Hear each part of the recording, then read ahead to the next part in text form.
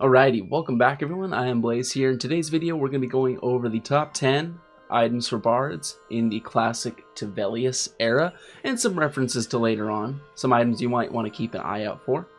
But let's get to it. So the first item I think, and the biggest item you absolutely want to get as a Bard, is your Epic 1.0, being the Singing Short Sword. It is huge. It is absolutely huge. At this point in time in the game, it is the only thing that acts as all instruments simultaneously. And this is big because there's some songs that require you to have an instrument equipped. That requirement gets completely negated once you get the Epic. And as well, it is the only item in the game at this point in time that boosts singing. There's some songs that can only be boosted by the Epic, like a lot of your resists, like some of your damage shield songs. And another great bonus of the Epic 1.0 is it has a proc called Dance of the Blade, which is a 3-minute 55% haste and a boost to strength and attack. It really helps out with your meleeers.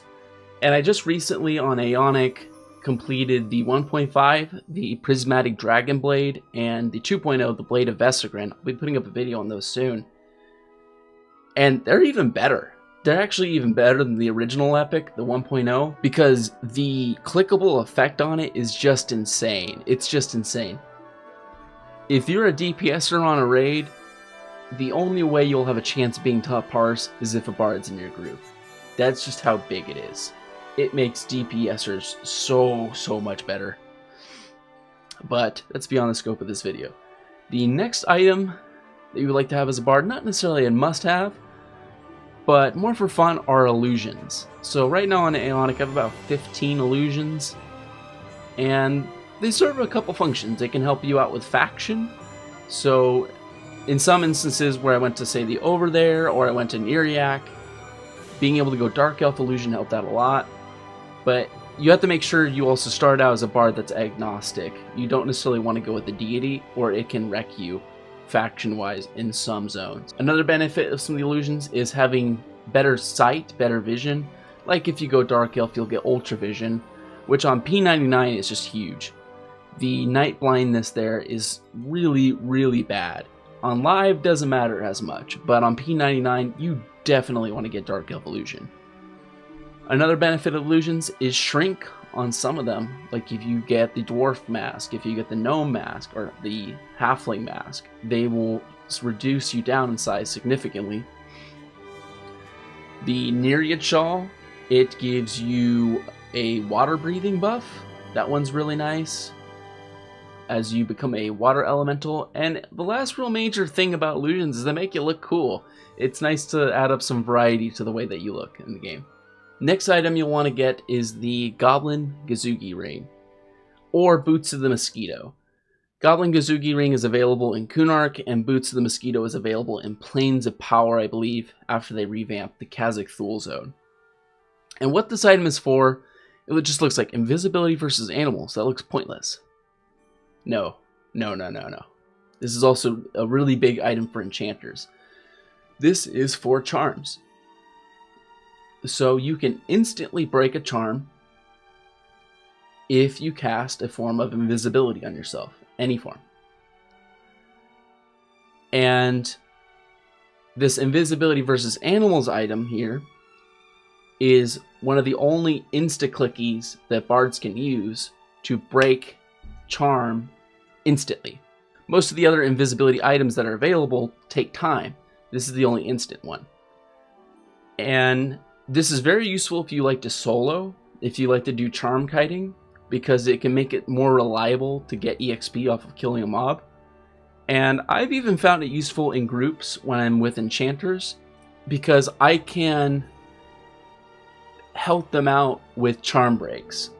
Being I can have a Mez started casting on their charm pet and break their charm right as soon as it lands, so they never even get hit. Because the biggest way enchanters get smoked is off of a charm break unexpectedly, or they just get stunned right as soon as they're trying to cast their Mez or their recharm. It just goes really bad. So this can help out enchanters in your group, or any other charmer for that matter. It helps out them tremendously. The number 4, and I really view this also as a must-have, is having the best instruments you possibly can. In the first couple of expansions, instrument mods really matter a lot more than your potential DPS output. Many times on raids, I never dual wield. I went for having an instrument just because the benefits from that were much more important to my group than any extra little insignificant DPS I could put out. And the main thing about instruments is they boost how effective some of your songs are. So it really did help out when I was in the tank group doing Avatar of War there in Velious, and I got that little extra damage off the damage shield by using a horn. In other instances, it's really helped out to have a percussion instrument out to boost the resists up in my group, especially during Velious. Most of your early raid fights are resist heavy. They really need your resist to be as high as you can, because it's very easy to just get wrecked by the elemental AoEs. The next item on the list is Singing Steel Armor.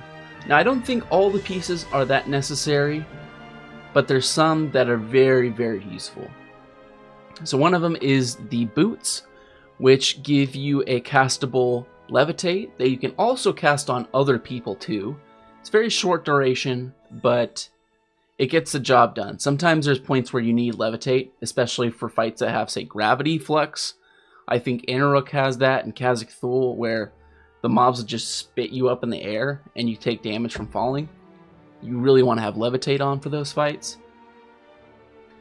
And a big mistake I made playing P99 is I went through all the effort to try to get a Pegasus Cloak off of Quillmane, and then I found out that the Singing Steel boots, you could just buy it and it does the same exact thing. The Quillmane Cloak is such a pain to get for levitate, whereas you could just buy it for like 1,000 platinum instead of having to do a multi-day camp.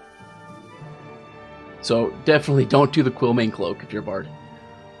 The gloves are also very, very useful because they have Enduring Breath on them, and you have to do some fights underwater for your epic. You have to go to Kedge Keep to go get a backbone off of Finnegal, and you'll really want a water breathing item there because he dispels. He could dispel your Enduring Breath. The breastplate isn't as useful. It's about 100 damage heal, and it takes a long time to cast, so it's not as useful as it's made out to be. The leggings have a fear that you can cast.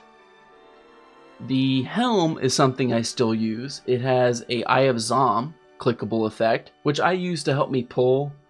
I use it so I can get targets on mobs around corners, lull them, and pull easy, or I use it to do some reconnaissance without getting aggro.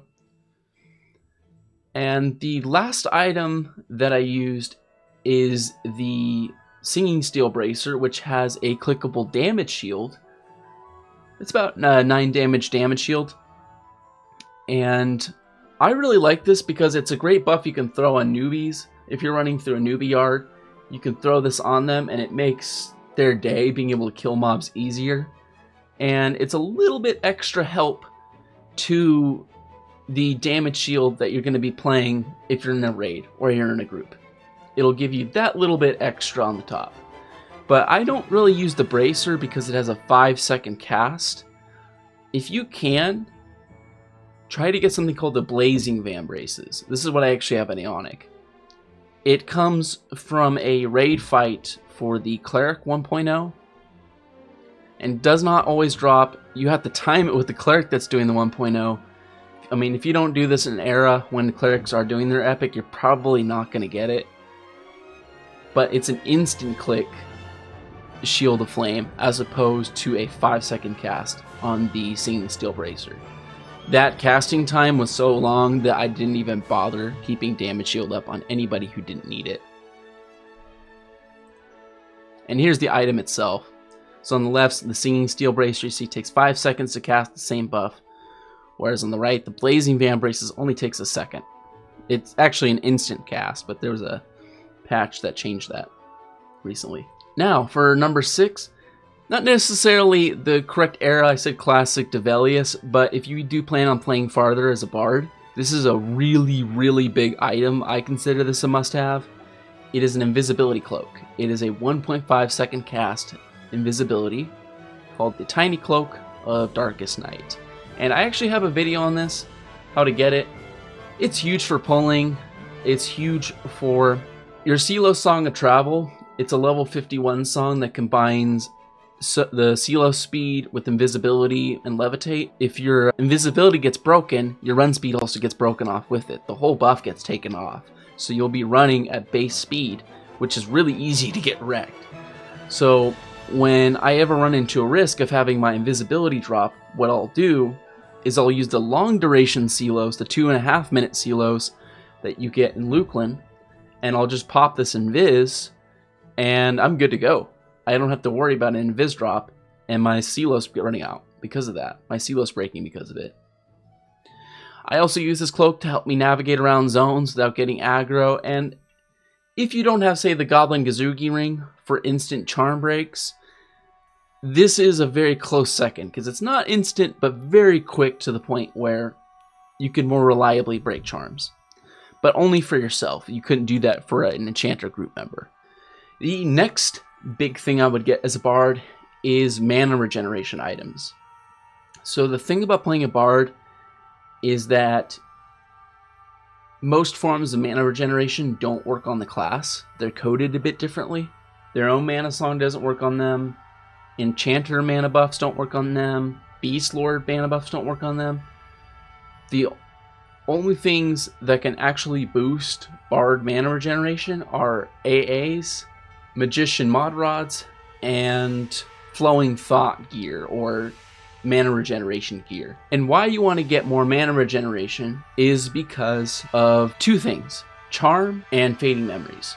Charm, in my opinion, is the best form of crowd control. It's a better way to handle a mob than to mez, because it helps boost DPS, and also on live, your charms last about a minute, as opposed to just 18 seconds for mez. You can, for a longer period of time, hold the mob incapacitated. And another trick too is if you have a charm and you haven't gotten aggro on the swarm yet, you can throw your charm pet at the swarm and the whole swarm will beat down on them. You don't have to mez the swarm. You can just have your charm pet take the brunt of the hits. With charm, why I have these numbers here, 6, 9, and 20, is that is the mana regeneration you want to get to if you want to infinitely charm. So your first mana using charm that lets you get to a level 51 cap requires 6 mana regeneration to be able to do it infinitely without having to worry about eventually running out of mana. The next is 9 for the Plains of Power charm that works up to level 58. And then in Gates of Discord or Omens of War, you get another charm that lets you go up to level 68, and it requires 20 mana regeneration to be able to charm without eventually running out of mana. So you really want to aim for these numbers. You want to have enough mana regeneration to compensate for how much you're burning if you're doing charming. And it's very hard in this early era because there's not a lot of items that can do it. In Velious at this point in time, you only have the Brain of Khazak Thul, the Eye of Khazak Thul, and the Coldane Shawl as forms of Flowing Thought for Bards. So you can boost up your mana regeneration to 4 at this point in time in Velious. But once you hit Luclin, it's a lot easier to go about that, to be able to finally infinitely charm. You also have Denon's Dirge, which uses mana, which is a really huge AoE nuke. It's one of the ways that you can top Parse as a bard. And in Plains of Power, you get Fading Memories, which is really the big reason why you want to have more mana regeneration. It's your form of Feign Death. It's your form of dropping all aggro and popping a long-term Invis. It is your do-over button, and it is a huge asset when it comes to pulling. Next, for number 8, is Resist Gear and an Instaclick buff. This is if you're raiding. So on your first couple of expansions of EverQuest, most of your raid targets have really nasty elemental AoEs, And you're going to want to make sure you get your resist gear up so you can get to as high max resist as you can, so you can avoid taking damage from those AoEs. And also a lot of those early fights, the AoEs are tied to dispels. They dispel all your buffs. So one of the things you want to do on these early fights is you want to have some Instaclicks that you put your first and second buff slots before you get the main variety of your buffs, like your cleric HP, your shaman HP, your haste. You want to make sure those are after your Instaclicks so that you can always keep up your really important buffs without having to worry about them getting dispelled. So some form of Instaclicks are like the Journeyman's Boots, the Shrunken Goblin Earring, Bracer of the Hidden. There's some other Instaclicks, but you really want to get these so that you can defend your hit point pool and your haste against those dispels that come from these raid mobs. The number 9 item you want to get as a bard in this era is the Over There Hammer, called the Worker's Sledge Mallet. And this is actually pretty simple. It's just turning in a jade to a skeleton in the Over There. But you have to charm the skeleton if your faction isn't good enough. And it can be a really difficult charm. But the Over There Hammer, why it's useful is in combat you can proc a port to the Over There. And this is a form of gating when melees normally don't have gate. This is especially more useful on P99 where you don't have the origin feature. There's sometimes where you'll be stuck in a zone and there is no way to get out. This is a way to get out. And the Over There is also a pretty good position. Even in later expansions, you have a Plane of Knowledge book right outside the fort.